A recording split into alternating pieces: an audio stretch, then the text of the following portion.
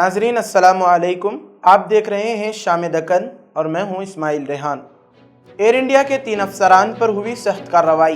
DGCA ने सभी किरदारों से सुबुकदोश करने की दी हिदायत। मीर आलम टैंक के FTL और बफर जोन में गैर कानूनी कब्जों पर हाई कोर्ट का सख्त नोटिस, फौरी कार्रवाई का हुक्म। दुनिया भर में हो रही जंगों से रूसी सदर पुतिन फिक्रमंद, तीसरी आलमी जंग का जाहिर किया अंदेशा। और अब खबरों की तफसील। अहमदाबाद में एयर इंडिया तैयारा हादसे के बाद DGCA यानी शहरी हवाबाजी डायरेक्टरेट जनरल ने फ्लाइट सिक्योरिटी से मुताल्लिक कार्रवाई शुरू कर दी है। DGCA ने एयर इंडिया को डिविजनल वाइस प्रेसिडेंट समेत अपने 3 अफसरान को पायलट टीम यानी अमले की शेड्यूलिंग और रोस्टरिंग से मुताल्लिक सभी किरदारों और जिम्मेदारियों से हटाने का हुक्म दिया है। DGCA ने 20 जून को जारी अपने हुक्म में एयर इंडिया को हिदायत दी है कि इन अफसरान के खिलाफ बिला ताखीर डिसिप्लिनरी कार्रवाई शुरू की जाए। DGCA की हिदायत के मुताबिक 3 अफसरान में एयरलाइंस का एक डिविजनल वाइस प्रेसिडेंट भी शामिल है।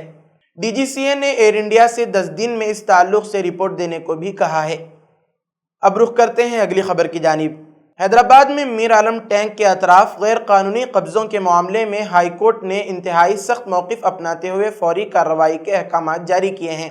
अदालत ने अपने हालिया फैसले में वाज़ेह तौर पर कहा है कि मीर आलम टैंक के हुदूद जो FTL यानी फुल टैंक लेवल और बफर जोन में शामिल हैं, उन पर किसी भी किस्म की तामीरात या तजावुज़ात को हरगिज़ बर्दाश्त नहीं किया जाएगा।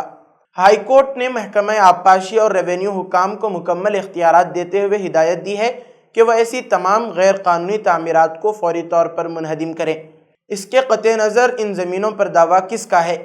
अदालत ने इस बात पर भी जोर दिया है कि अगर कोई जायदाद महकमा वक्फ के तहत आती है तो वक्फ बोर्ड को भी सुप्रीम कोर्ट की हिदायत की रोशनी में फौरी एक्शन लेना होगा और तमाम गैर कानूनी काबिज़ीन को हटाना होगा।